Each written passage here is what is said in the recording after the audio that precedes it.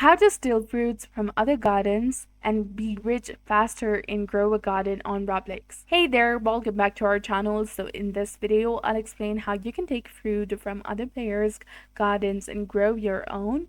So if you find this guide helpful, please like and subscribe for more quick tutorials. So taking fruit and starting a garden using other resources is possible in Grow a Garden in Roblox, but it costs Robux. You will need to spend Robux to take fruit from another gardener, but it's not too expensive. For example, 37 Robux can get you some great fruit that might even have a shock mutation, increasing its value up to 50 times. This could help you become a millionaire quickly. When taking fruit, focus on most valuable ones, the ones that shine brightly like neon lights, and this have the shock mutation and can be worth millions of coins. So that's it. I hope you found this video helpful. This is how you can steal or take fruits from other gardeners and grow a garden in Roblox.